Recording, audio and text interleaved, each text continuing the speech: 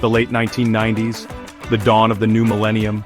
The internet, once a realm for academics and tech enthusiasts, was rapidly infiltrating every facet of life. With it came a wave of unbridled optimism, a sense that the world was on the verge of a digital revolution. Nowhere was this energy more palpable than in Silicon Valley, where a new breed of entrepreneurs was emerging, fueled by ambition, caffeine, and lines of code. They were the pioneers of the digital frontier, and they were determined to rewrite the rules of business, communication, and even money itself.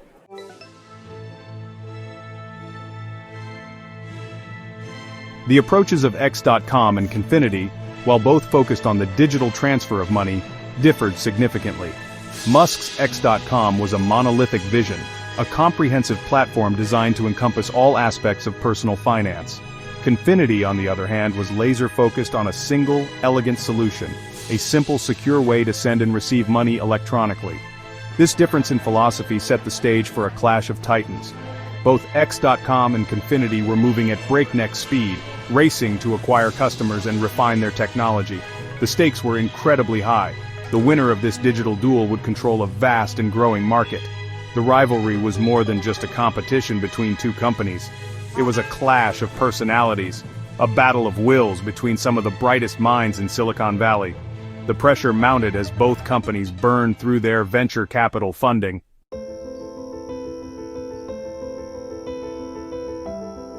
As the year 2000 dawned, a palpable tension hung in the air of Silicon Valley. The unbridled optimism of the dot-com boom was beginning to wane. For X.com and Confinity, the changing market dynamics presented both a challenge and an opportunity.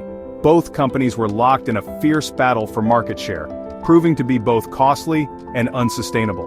In the midst of this turbulent period, a bold idea began to take shape. What if, instead of trying to destroy each other, X.com and Confinity joined forces? By combining their resources, technology, and talent, the two companies could create a single, dominant player in the online payments market. Behind the scenes, a series of high-stakes negotiations commenced. Investment bankers and venture capitalists swooped in to broker a truce. The future of online payments hung in the balance.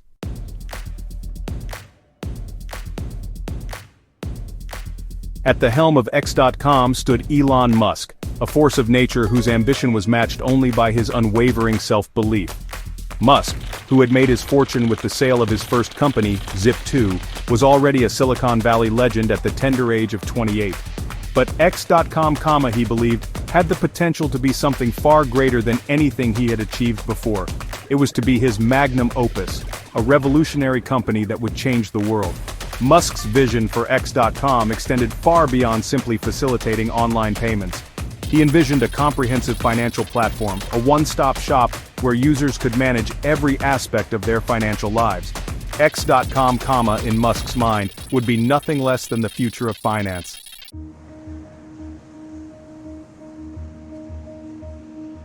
Across the negotiating table sat Peter Thiel and Max Levchin, the brilliant minds behind Confinity. Thiel, a chess prodigy and Stanford law graduate, brought a sharp intellect and a contrarian streak to the table. Levchin, a Ukrainian-born coding virtuoso, possessed an uncanny ability to translate complex ideas into elegant lines of code. Together they formed a formidable duo. Thiel and Levchin shared Musk's ambition, but their approach to building Confinity was different. They believed in a more iterative approach, focusing on building a product that people loved and then gradually expanding its functionality. Their flagship product, PayPal, was a testament to this philosophy. The prospect of merging with X.com presented Thiel and Levchin with a dilemma. On the one hand, it offered a chance to combine forces with a well-funded competitor. On the other hand, they worried about the potential culture clash.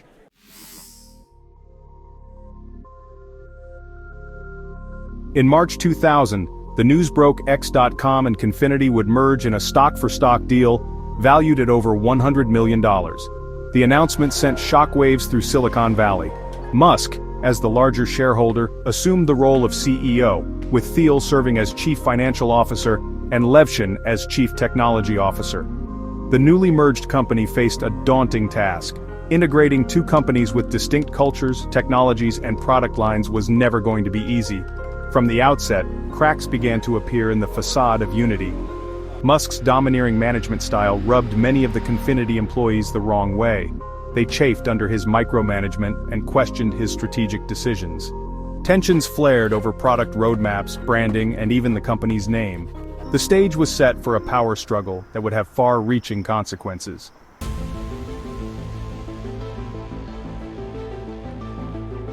The battle lines within the newly merged company were drawn around a seemingly trivial matter: the company's name. Musk insisted that the merged entity retain the X.com brand. To him, X.com represented the future of finance. The Confinity team, however, saw things differently. They believed that the PayPal brand resonated more strongly with users. PayPal had become synonymous with ease and convenience in the world of online payments. The debate over the company's name raged on for months, creating a deep rift within the company. Engineers, product managers, and marketers found themselves drawn into the fray. Musk argued that the X.com brand was more expansive, but his arguments fell on deaf ears.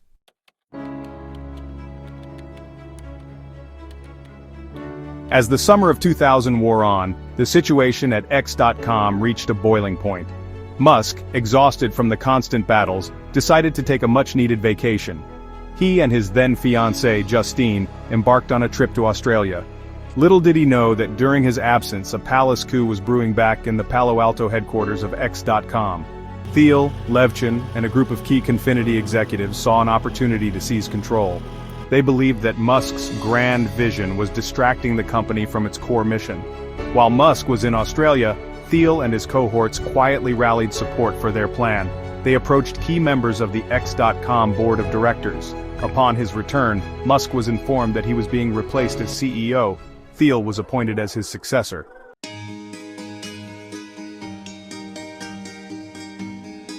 The news of Musk's ouster sent shockwaves through Silicon Valley. Thiel, thrust into the CEO role, moved quickly to assert his authority. One of his first acts was to address the company's name. Recognizing the deep emotional connection to the PayPal brand, he made the decision to officially rename the company PayPal. The name change represented a significant shift in the company's culture and strategic direction. Under Thiel's leadership, PayPal would focus on refining its core product. Thiel's leadership style was characterized by a quiet intensity and a deep understanding of both technology and business strategy. He possessed a rare ability to cut through the noise and focus on the things that truly mattered. He was a pragmatist, not a showman. He was determined to build a company that was both innovative and sustainable.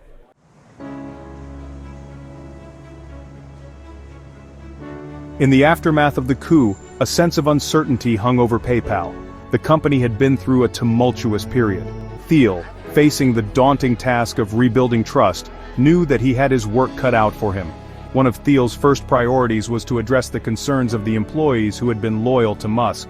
He emphasized that while there had been disagreements, everyone shared the same goal. Thiel also recognized the need to heal the rift between the former X.com and Confinity factions. He encouraged collaboration and communication across departmental lines. Gradually, under Thiel's steady hand, PayPal began to heal. A new sense of purpose and unity emerged. The stage was set for PayPal to embark on an extraordinary period of growth and innovation.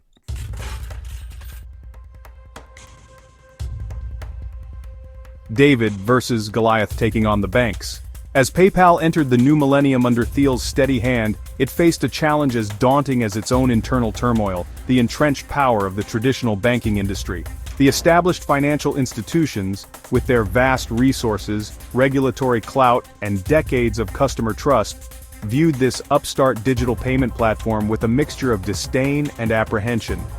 Here was a company, barely out of its infancy, threatening to disrupt a system that had remained largely unchanged for centuries. The banks, accustomed to operating within a tightly regulated environment, saw PayPal's freewheeling approach as a threat to their very existence. They lobbied regulators, arguing that PayPal was operating outside the bounds of established financial laws, putting consumers at risk. They spread fear, uncertainty, and doubt about the security of online transactions, hoping to scare customers back into the familiar embrace of brick-and-mortar banks. But PayPal, unburdened by legacy systems and bureaucratic inertia, was able to move with a speed and agility that the traditional banks could only envy. The company, fueled by the ingenuity of its engineers and the unwavering belief of its leadership, constantly innovated, adding new features, expanding its reach, and finding creative ways to circumvent the roadblocks thrown up by the established financial order. One of PayPal's key advantages was its laser focus on the customer experience. While banks often treated customers as little more than account numbers, PayPal went to great lengths to make its platform simple, intuitive, and user-friendly. This customer-centric approach, combined with the company's relentless innovation, allowed PayPal to rapidly gain traction with a new generation of consumers who were eager to embrace the convenience and flexibility of online payments.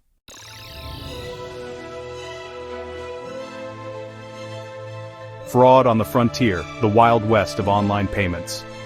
As PayPal's user base grew, so too did a new and insidious threat: fraud. The online world, with its anonymity and lack of physical borders, proved to be a fertile breeding ground for scammers, hackers, and identity thieves, all eager to exploit the nascent world of digital payments for their own illicit gain. For PayPal, still a young company struggling to establish itself, the threat of fraud was existential. The early days of PayPal were akin to the Wild West, a digital frontier where fortunes could be made and lost overnight, and where the rules were still being written. Scammers, operating with impunity from distant corners of the globe, employed a dizzying array of tactics to defraud unsuspecting users, from phishing attacks and fake websites to stolen credit cards and identity theft. The company found itself in a constant game of cat and mouse, trying to stay one step ahead of the criminals who were determined to exploit its platform. The sheer scale of the fraud problem was staggering. Every day, PayPal's systems were bombarded with thousands of fraudulent transactions, each one representing a potential loss for the company and a blow to its hard-won reputation. The company's small but dedicated team of fraud prevention specialists worked tirelessly to identify and block fraudulent activity, but they were fighting an uphill battle. Traditional fraud prevention methods, relied upon by banks and credit card companies, proved to be largely ineffective in the online world. These methods, often based on physical signatures and manual verification processes, were too slow and cumbersome to keep pace with the speed and anonymity of the internet. PayPal realized that it needed to develop its own unconventional methods for combating fraud if it hoped to survive.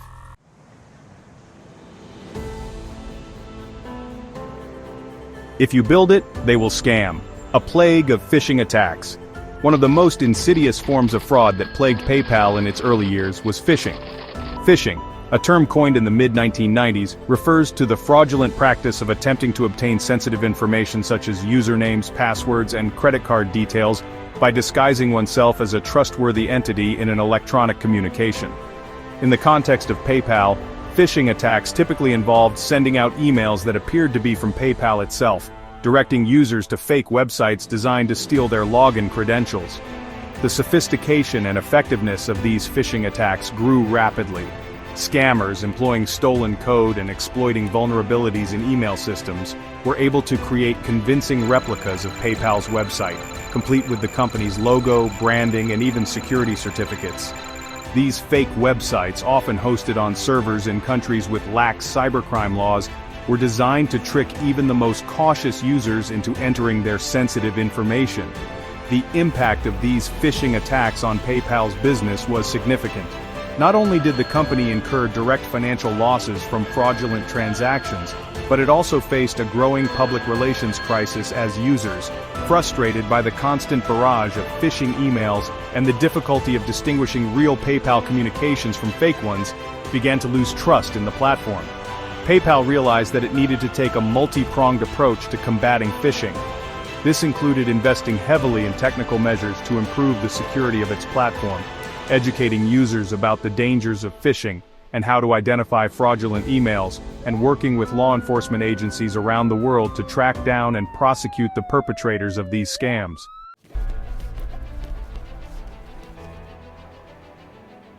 Faced with an unrelenting onslaught of fraud, PayPal realized that it needed to adopt unconventional tactics, pushing the boundaries of traditional fraud prevention methods. The company, embracing its image as a disruptor, decided to fight fire with fire, using technology and innovation to outsmart the scammers who were trying to exploit its platform. One of PayPal's most effective strategies was to develop sophisticated algorithms that could analyze vast amounts of data in real time, identifying patterns and anomalies that might indicate fraudulent activity. These algorithms, constantly learning and evolving, took into account a wide range of factors, including transaction history, IP addresses, device fingerprints, and even mouse movements, to assess the risk of each transaction. In addition to its technological innovations, PayPal also adopted a more proactive approach to fraud prevention. The company created a dedicated team of security researchers and investigators, tasked with infiltrating online criminal forums, identifying emerging fraud trends, and developing strategies to counter them before they could gain traction. This team, operating in the shadows of the internet, played a crucial role in keeping PayPal one step ahead of the scammers. Perhaps PayPal's most controversial tactic was its willingness to work with reformed hackers and fraudsters. Recognizing that the best way to beat a hacker was to think like one, PayPal began offering bounties and consulting contracts to individuals who had been involved in cybercrime, but were willing to share their knowledge and expertise to help the company improve its security. This unorthodox approach, while raising eyebrows within the more conservative corners of the financial industry, proved to be highly effective, providing PayPal with invaluable insights into the minds of the criminals it was trying to stop.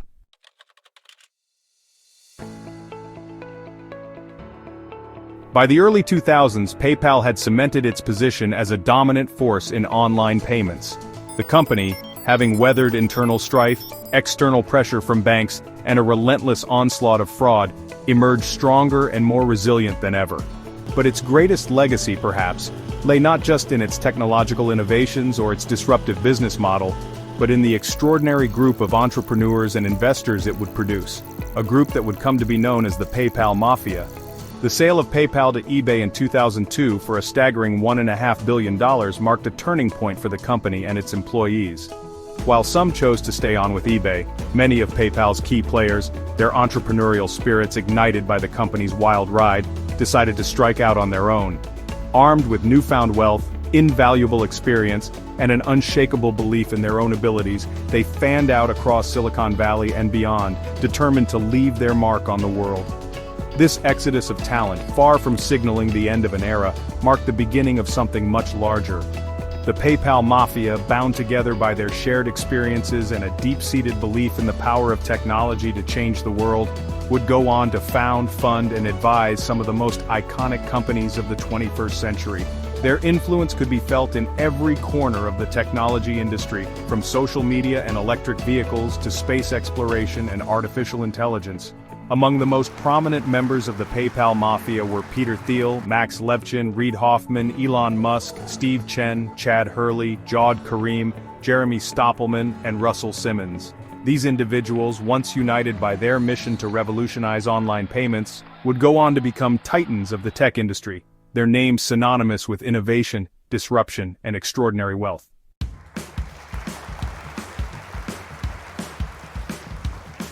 Reid Hoffman, a former executive vice president at PayPal, had a vision for a different kind of online network, one that connected professionals rather than friends and family. In 2002, just months after the eBay acquisition, Hoffman founded LinkedIn, a platform that would revolutionize the way people found jobs, networked with colleagues, and built their professional identities online. LinkedIn, with its focus on professional networking, tapped into a need that had long been underserved by the existing social media landscape. While platforms like Friendster and MySpace were focused on connecting friends and sharing personal updates, LinkedIn provided a dedicated space for professionals to showcase their skills, connect with potential employers, and build relationships within their industries. Hoffman, drawing upon his experience at PayPal, understood the importance of building a strong community around a valuable service. He focused on creating a platform that was not only useful but also trustworthy and reliable, a place where professionals could engage with confidence, knowing that their privacy and their reputations were protected. LinkedIn's growth was nothing short of phenomenal. Within a few short years, it had become the go-to platform for professional networking, boasting millions of users worldwide. Its success cemented Hoffman's status as a visionary entrepreneur and further solidified the reputation of the PayPal Mafia as a breeding ground for tech industry giants.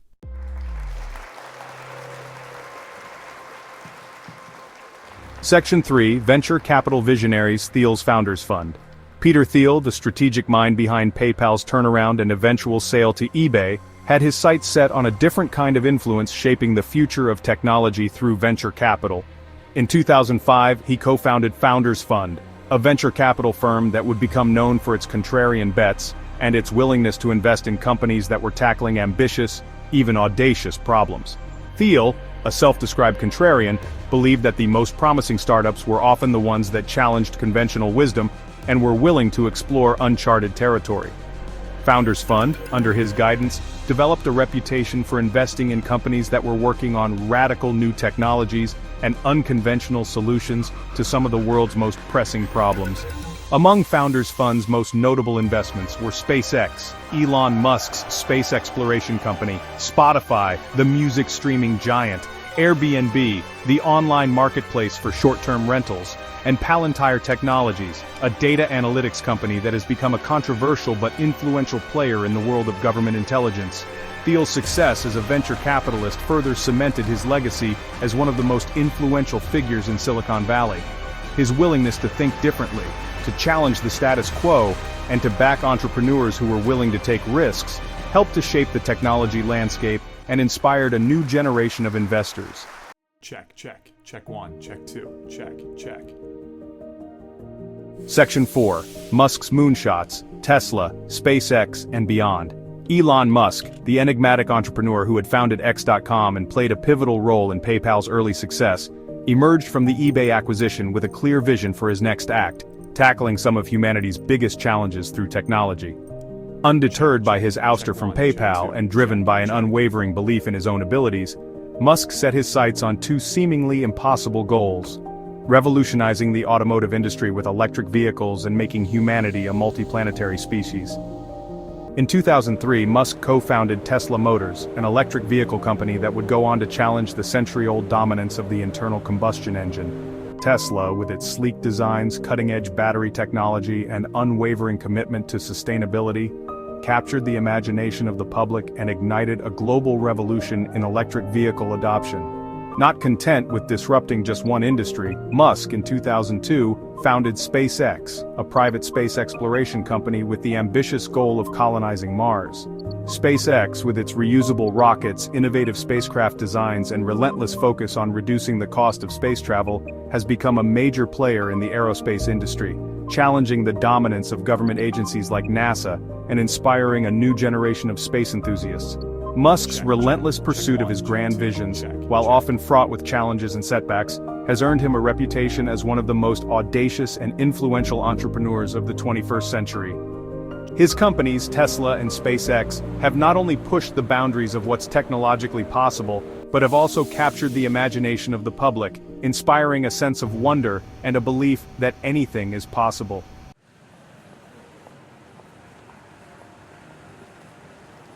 Section 1. The Empire and its Discontent, Growing Pains of a Fintech Giant. The years following the eBay acquisition were a time of unprecedented growth and prosperity for PayPal. The company, once a scrappy startup fighting for survival, had become a global financial powerhouse, processing billions of dollars in transactions every day. Its user base swelled into the hundreds of millions, its iconic logo a ubiquitous symbol of the digital economy. PayPal had achieved what Elon Musk and the early pioneers of online payments had set out to do: revolutionize the way money moved around the world. But this rapid ascent to dominance did not come without its share of growing pains. As PayPal expanded its reach and influence, it found itself grappling with a new set of challenges that threatened to tarnish its hard-won reputation and undermine the very principles upon which it had been built. The company, once lauded for its customer-centric approach and its commitment to empowering individuals, was increasingly perceived as a faceless corporation, more concerned with profits than with the needs of its users. The complaints against PayPal were varied but shared a common thread: a sense that the company had become too big, too powerful, and too quick to wield its power against its own users. Customers, once drawn to PayPal's convenience and ease of use, now found themselves at the mercy of a sprawling bureaucracy, their accounts frozen, their funds held hostage, and their pleas for help met with indifference or hostility. The irony was not lost on those who had followed PayPal's journey from scrappy startup to industry giant. The very company that had set out to disrupt the traditional banking industry, to challenge its power and its indifference to the needs of everyday people, now found itself accused of perpetuating the very same sins. The question was, could PayPal address these growing concerns and reclaim its mantle as a champion of the little guy? Or would it succumb to the same forces that had corrupted so many powerful institutions before it?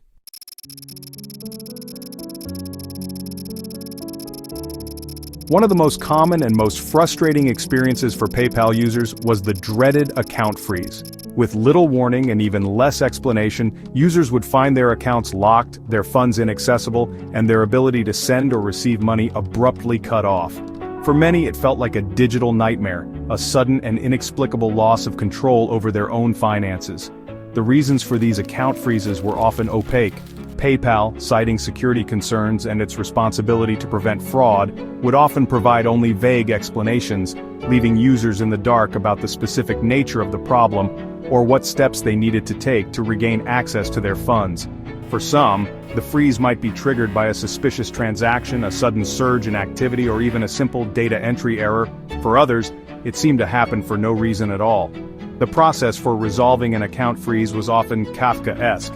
Users would be directed to a labyrinthine series of help articles, automated responses, and online forms, with little hope of actually reaching a human being who could help them navigate the situation.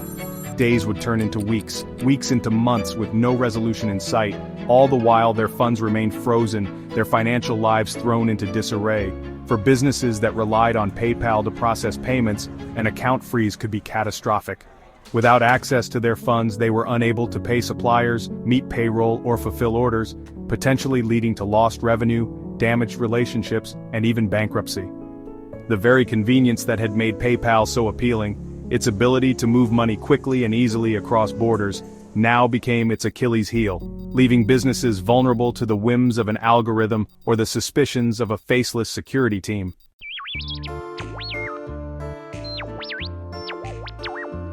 For those unfortunate enough to experience problems with their PayPal accounts, navigating the company's customer service labyrinth could feel like a Herculean task. The company, once known for its responsive and helpful customer support, seemed to have lost its way, its customer service infrastructure overwhelmed by its own rapid growth, and its once personal touch replaced by a cold, impersonal bureaucracy. Phone calls to PayPal's customer service line were often met with long wait times, automated menus that seemed designed to deter rather than assist, and representatives who, even if they were well-intentioned, often lacked the training or the authority to resolve complex issues. Emails to customer support would disappear into a black hole, met with canned responses or worse yet, silence. Social media platforms, once a haven for customers seeking help and advice from companies, became yet another source of frustration. PayPal's social media accounts, while seemingly active and responsive, often provided little more than generic platitudes and promises to escalate issues to the appropriate team, with no guarantee of follow-up or resolution. The cumulative effect of these customer service failures was a deep sense of frustration and powerlessness among PayPal's user base. The company, once seen as a champion of the little guy, now seemed to have adopted the same indifferent attitude towards its customers that had plagued the traditional banking industry for decades. The question was, would PayPal recognize the damage being done to its reputation and take steps to address these issues, or would it continue down a path that risked alienating the very users who had made its success possible?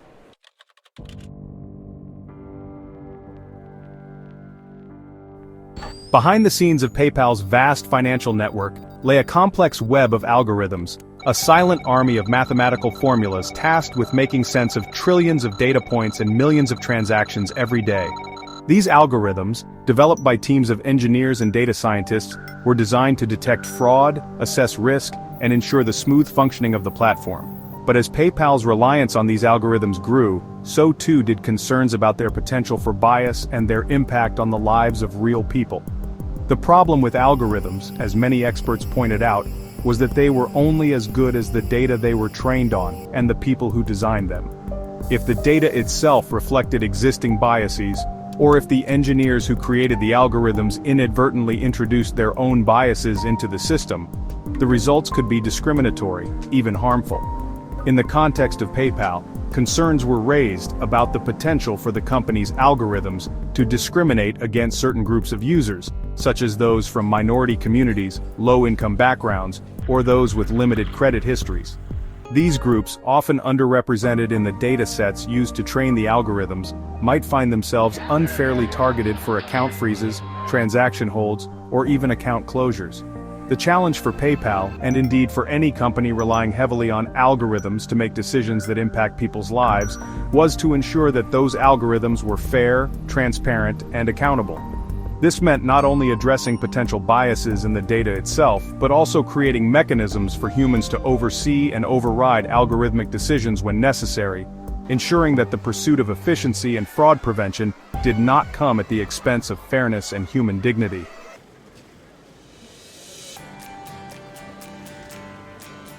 Today, PayPal stands as a colossus in the digital payments landscape, a testament to the disruptive power of technology and the entrepreneurial spirit of its founders. With hundreds of millions of users worldwide and a reach that extends into virtually every corner of the globe, PayPal has become an indispensable part of the global financial system, facilitating trillions of dollars in transactions every year. Its iconic logo, once a symbol of a scrappy startup taking on the establishment, is now a ubiquitous presence, signifying the ease and convenience of online commerce.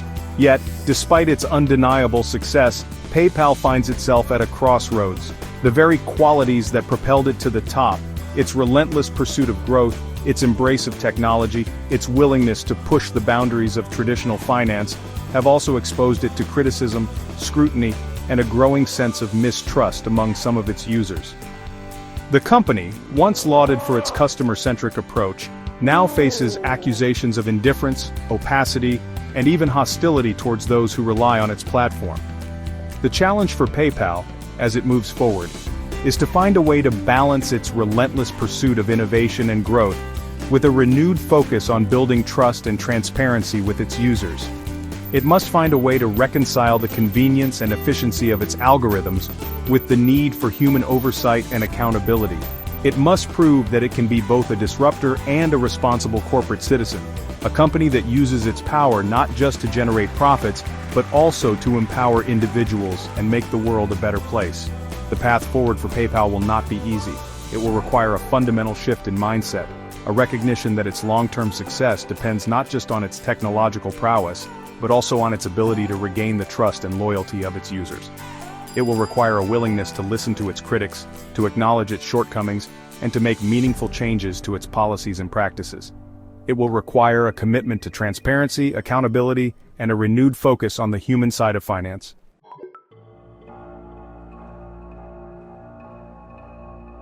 The story of PayPal is ultimately a story about the future of money. It is a story about the ongoing struggle between innovation and regulation, between the disruptive power of technology and the enduring importance of trust and accountability. It is a story that is still being written, with each new chapter revealing new possibilities and new challenges. As we move further into the digital age, as the lines between the physical and digital worlds continue to blur, the way we think about money, the way we use it, and the way it is controlled will continue to evolve. New technologies, from cryptocurrencies to blockchain, promise to further disrupt the financial landscape, offering new possibilities for decentralization, transparency, and financial inclusion. But as we embrace these new technologies, as we continue to push the boundaries of what's possible in the realm of finance, we must also grapple with the ethical and societal implications of our creations. We must ask ourselves who benefits from these innovations, who is left behind, and how we can ensure that the future of money is one that is equitable, sustainable, and empowers individuals rather than concentrating power in the hands of a select few. The story of PayPal, with its triumphs, its failures, and its ongoing evolution, serves as a cautionary tale and a source of inspiration. It reminds us that technology, for all its transformative potential, is ultimately a tool, and like any tool, it can be used for good or for ill. The future of money, like the future itself, is not predetermined.